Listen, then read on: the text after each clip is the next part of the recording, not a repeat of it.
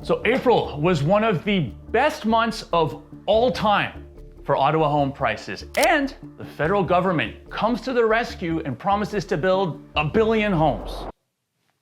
I'm exaggerating a little, but all this and more in your May 2024 Ottawa Real Estate Market update. Okay, so real quick here, last month's update went like mini viral, and we ended up going from a few hundred subscribers on this channel to over 20,000.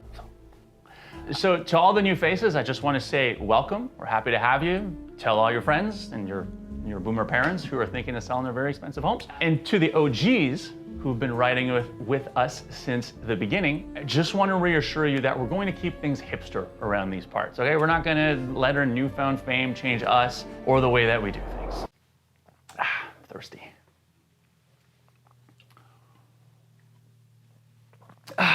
It's just nothing like the real thing. All right, so yeah, we're not gonna sell out or anything like that. So you know how we do things around here. Well, I guess about 19,500 of you or so don't. So here's how it works. I'm gonna give you some stats, and I'm gonna tell you some stories, and then we're gonna talk about the Liberal government's grand plan to fix Canadian housing, which was unveiled in the April 16th budget announcement. And you know I'm gonna have some opinions on that. So settle in, grab yourself an ice cold Coca-Cola Classic, and let's go. Okay, we're gonna put the April freehold sales stats up on the screen, and now, all right. You can always pause the video if you wanna take a longer look at the stats, or my face, which happens to be looking a lot younger these days, thanks to oil of ole, no, we've already done that joke. All right, so let's get into the stats. This April in Ottawa, we sold a total of 1,277 freehold homes. I'll remind you, those are homes without condo fees. In 1,277 sales, that's about a 28% increase, right? Or as I like to call it, big old jump from March, the month that comes before April. And also it's about 11% more sales than we saw in April of 2023, the year that comes before 2024, all right?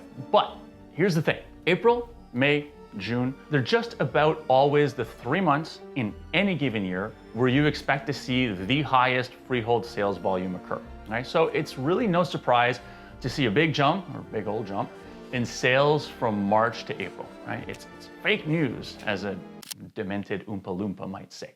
In fact, since the year 2015, there have only been 2 years where the month with the highest sales volume wasn't April, May, or June. And those were the 2 years where we saw these major pandemics, right? So the first was in 2020, where we were hit with the COVID pandemic. You may have heard of it. And that put a freeze on the real estate market in the first half of the year. I remember that spring, I'd get out of bed at like 10 o'clock in the morning.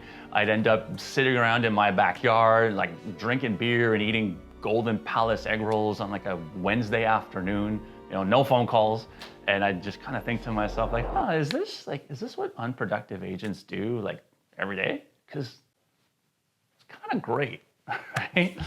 And then, of course, things went nuts in the second half of the year and stayed that way until 2022, which was the second time that the highest sales volume month fell outside of April, May, June. And that was the year where we were hit with the Bank of Canada's interest rate hike pandemic, which caused sales volume to start declining in April, and that was a trend that continued through most of that year. In 2022, I'd be sitting around in my backyard thinking, damn, egg rolls and beer have gotten super expensive, and I really need to go sell some houses. And I did. All right, one last note about volume, 1,277 homes sold.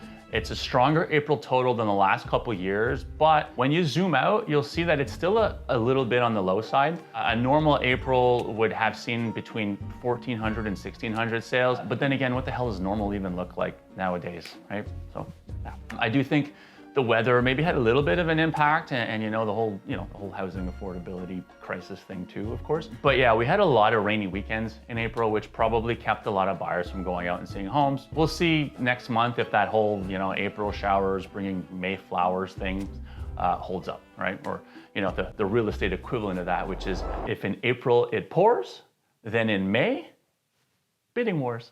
Really proud of that one. Moving on. That was a lot of time spent on volume. We saw inventory stay pretty flat in April. Now, I'll remind you, inventory, it's a metric that takes into account both supply and demand all in one.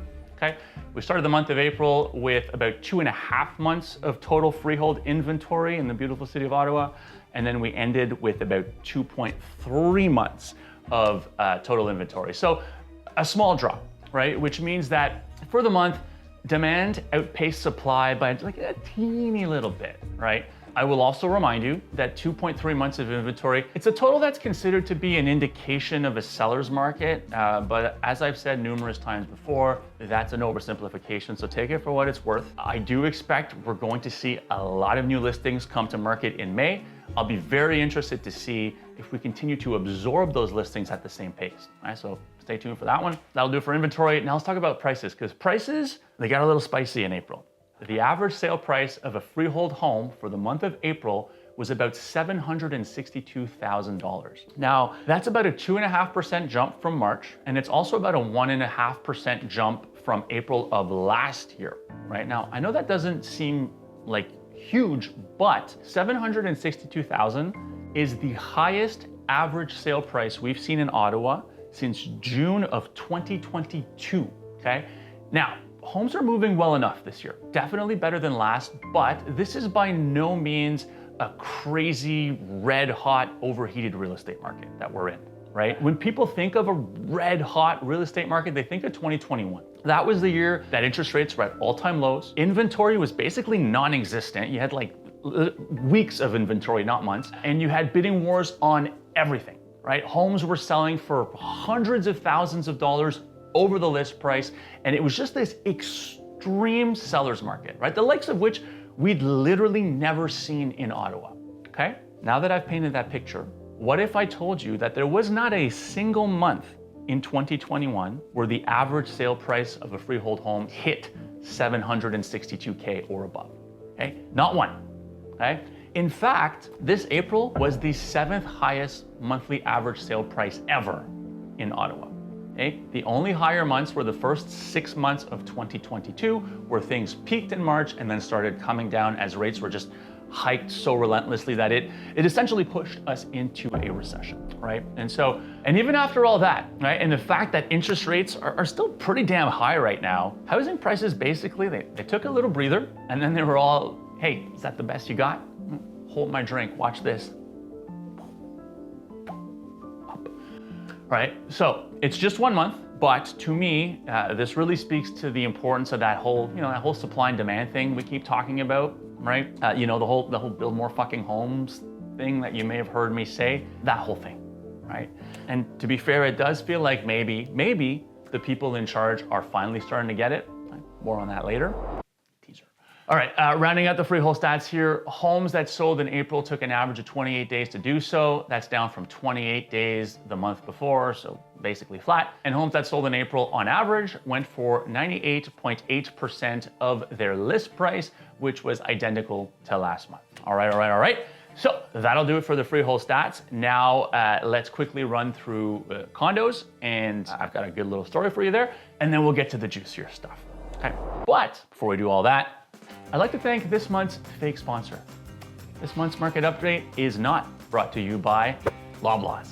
Loblaws, if you think housing is expensive, just wait till you see what we charge for moldy vegetables. That was a slogan I settled on, but I actually had a few options this month. In case you're wondering, some of the runner-ups were Loblaws, giving the term food bank a whole new meaning. And Loblaws, same price as Whole Foods, none of the quality. And then my personal favorite, Loblaws, because fuck you, Canada. All right, a little more swearing than usual in this month's edition. We'll see if that hurts or helps the stats, right? We're always doing research around here. Got that all out of my system. Now let's get those condo stats up on the screen so we can have a little chit chat. All right, so in April, we sold a total of 382 condos in the beautiful city of Ottawa. I think I mentioned that. That's about 20% more than the previous month, March. And it's also about 19% more sales than in April of last year. All in all, 382 sales is actually, it's kind of normal, right? Over the course of the last 10 Aprils, this year's total would be right around the midway point, right? It would be the median, if you will, right? Look at that. We finally used medians. Little inside joke for the OG subscribers, all 12 of you. Moving on, condo inventory stayed perfectly flat.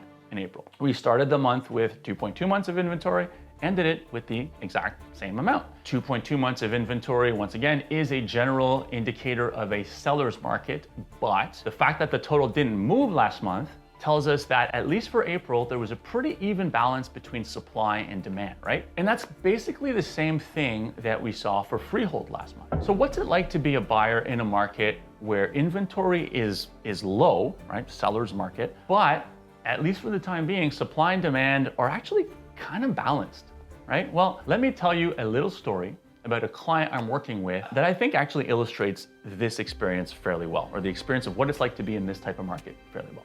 So I've been working with this family since the start of the year. Right? These are buyers that I would say have reasonable expectations and who also have a pretty clearly defined idea of what they want. But they also like to just sort of take a bird's eye view of the market, right? Like just in case, right? And that's very common, by the way. So I have these clients set up on a property search that returns like every single listing that somewhat loosely meets their criteria. So we know that in any given day, there's gonna be 5, 6, 10, 15, 20 new listings that pop up in their search. But we also know that about 99% of those won't really be a good match for them, right? So here's what keeps happening to these people. Every time the right listing pops up, right? Something that really checks all their boxes, that's not wildly overpriced, it sells right away. And almost always with multiple offers, right? Bidding wars. So we've unfortunately ended up on the losing end of a handful of bidding wars now, and it gets discouraging, right? Like it's tough for clients to go through that once, let alone multiple times in a short span. A few days ago, the husband messages me, and he just asks like, hey, do we have the worst luck in the world? Like, every time we find a house, it goes right away, it gets multiple offers. But then when I look at my search, I'm seeing all of these other properties that are just sitting there for weeks and months without selling. So it's like, what's the deal? Like, am I missing something or am I just going crazy, right? And the answer is no, like you're not going crazy. This is what happens in this type of market, right? When you have low inventory combined with a fairly even balance between supply and demand, you often end up with this sort of dichotomy where some homes will sell super fast and others just sit. And we're seeing that buyers, they are absolutely willing to compete for homes in this market, but only if they are well priced and if they offer certain features and characteristics that are highly desirable, right? Like the wow factor, or that are rare and hard to find. The homes, on the other hand, that have these kind of, I would call them hard to sell or undesirable characteristics, or that are just using this kind of pie in the sky pricing, they tend to just sit around, right? They just kind of twiddle their little house thumbs, okay? And so bringing it back to condos, for condos specifically, that means that it's the units with good floor plans, with good views, in good neighborhoods, that are in well-managed buildings with things like reasonable fees, parking, amenities, storage. Those are the units that will move very fast in a market like this. The others, maybe not so much. That concludes story time with Serge. Hopefully we'll have a happy ending for these clients of mine in the near future. All right. Back to the stats. Condo prices last month were also flat. The average selling price of a condo in April was a little over $426K. That's less than a $500 difference with March. Right? The OGs around these parts know that the average condo selling price does tend to bounce around a bit from month to month, but since June of 2022, the average condo selling price has fallen somewhere between $410K and about $453K every single month. To give you an example, if you had made a $1 bet with someone in June of 2022 that you could guess what the average sale price of condos were going to be that month within 25K up or down, and then you picked 435K, you would have won $1. Now, if you had gone double or nothing on that exact same bet, just made the exact same pick every single month since then, you'd have just under $4.2 million right now, right? It's a highly specific, made-up example with no practical application in the real world, but hey, thought it was interesting. Hope you did too. All right. Anyways, rounding out the condo stats for April, we saw the average number of days to sell come in at 33. That's up by 3 days from March. I would just I cannot talk today. I would just chalk that one up to random variance. There we go. And then the sale to list price ratio for condos in April was 98.4%, which is identical to last month's figures. So not a whole lot of change in the condo market macros from March to April. That does it for the stats. Now, let's talk about the Liberal government's latest plan to fix Canadian housing, right? It kind of seems like there's a new one every month lately, doesn't it? So for anyone who isn't aware of what I'm referring to here, on April 16th, the Liberal government released its federal budget, and in that budget, there was a heavy focus on measures that are intended to fix housing affordability. Their words, not mine.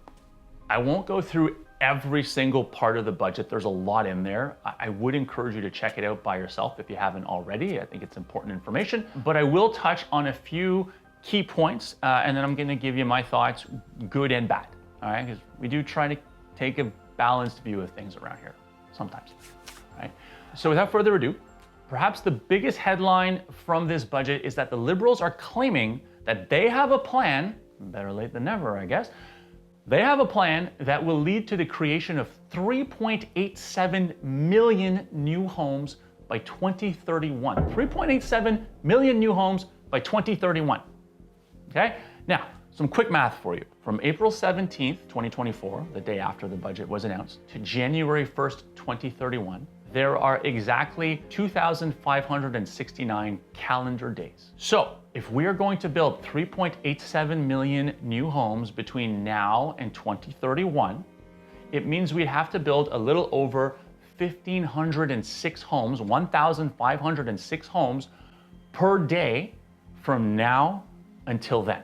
Okay, and that's every single day, right? Saturdays, Sundays, stat holidays, Friday afternoons when it's sunny outside, right? So that amounts to just under 63 homes built per hour for every single hour of every single day from April 17th until the start of 2031. To put it another way, in order to hit the 3.87 million homes by 2031 goal, we'd have to build just under 550,000 homes per year.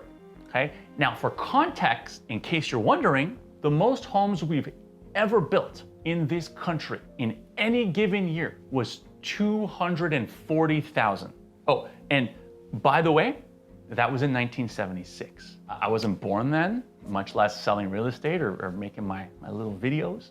But I'm going to go out on a limb here and say that it was probably a heck of a lot easier to find buildable land in 1976. Construction costs were definitely a lot less prohibitive back then, and there were probably far fewer delays and red tape to deal with as well. But yeah, I mean, aside from those minor inconveniences, if we could just, take the greatest year in Canadian home building history and then, just increase it by 130% every single year from now until 2031, we're gonna hit our goal, all right? So, call me skeptical.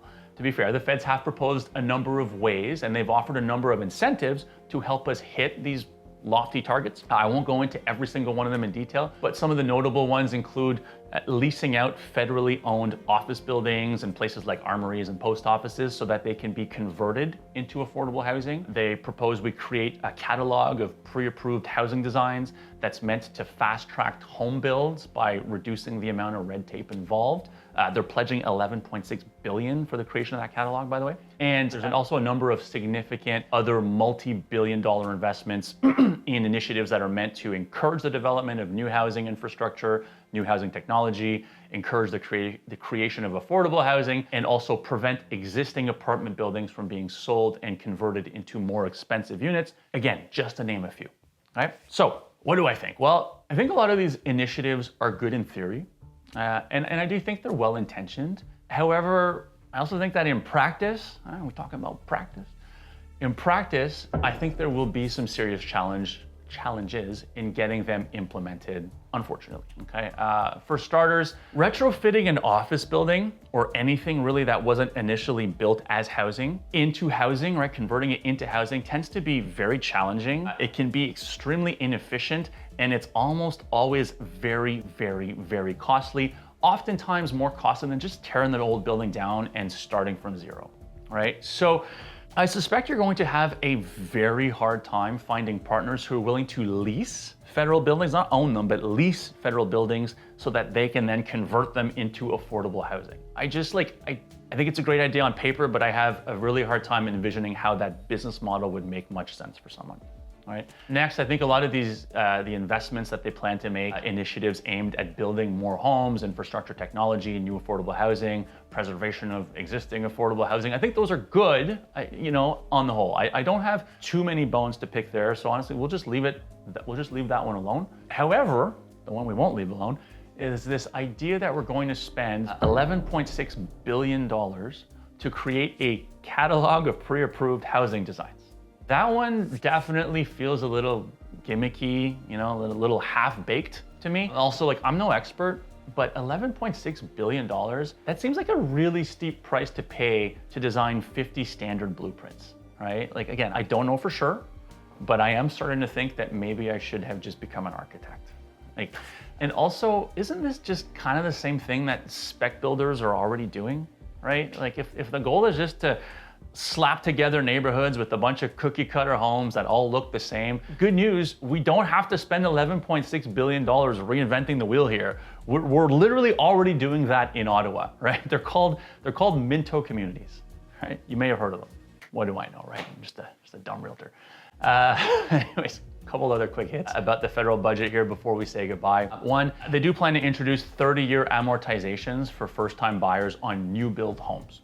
So in the past, the longest amortization, so the longest mortgage length that you could get on a new build home was 25 years. By spreading it out over 30, you end up lowering your total monthly payment. And just to give you a practical idea, someone who's borrowing $500K right now would lower their monthly payment by about $250 if they went with a 30-year mortgage versus a 25-year mortgage, right? So it's not nothing. And I have seen some people criticize that particular initiative. They say that, it's just getting people to take on more debt, and that shouldn't be the solution when it comes to solving issues with housing affordability. To me, I think it's fine, to be honest. First-time buyers are usually at a relatively early stage in their careers.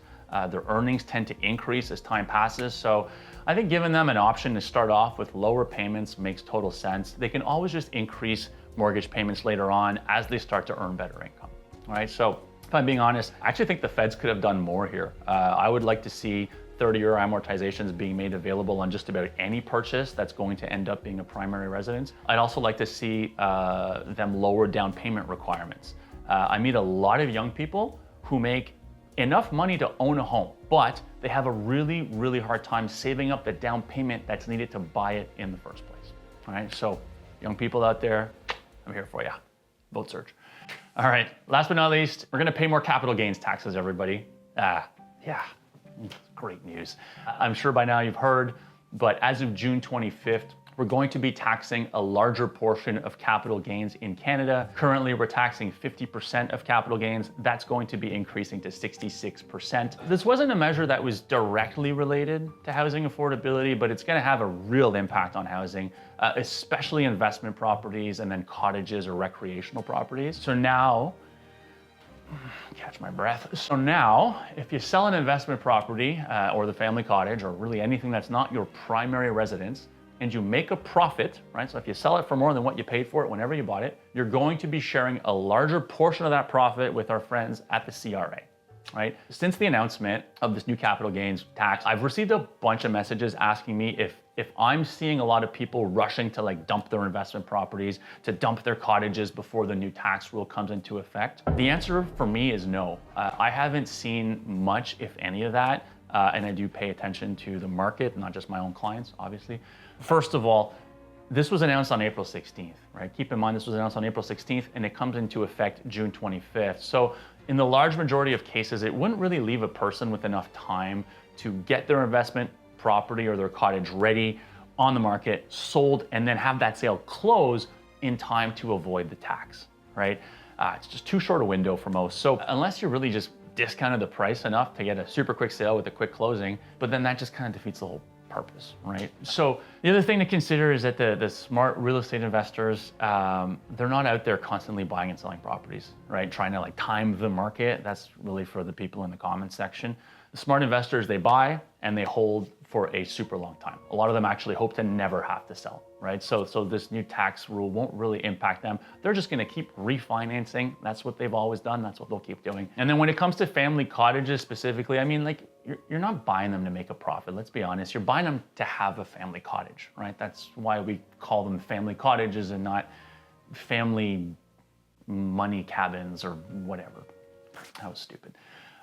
But yeah, so we're not going to be all, you know, hey, sorry, little Timmy, you don't get to go swimming this summer because daddy wants to save a few $1,000s in tax, right? Like it's not gonna happen. So yeah, needless to say, I'm not a big fan of this increase. I think most people would agree with me here. I actually have to say, I don't mind paying more tax if it leads to improvements in the quality of life for myself and those around me. I do think in recent years, a lot of people have been left wondering like what exactly it is we're paying for, right? Like where's the return? Where's the value to all these taxes and these new taxes? So yeah, you know, on that note, you know where you can get great value? By booking a discovery call with me to chat about your real estate goals. It's totally free, so you can't beat that price. You can send me an email at serge@sergepapineau.com to set up a time to chat. And hey, while we're at it, I'd encourage you to check out my Instagram account at Serge, the Ottawa Realtor. Same bullshit as on here, just shorter form. All right, so that'll do it for this month. Thank you for watching all the way to the end. I'm Serge Papineau. I can't wait to see you next month.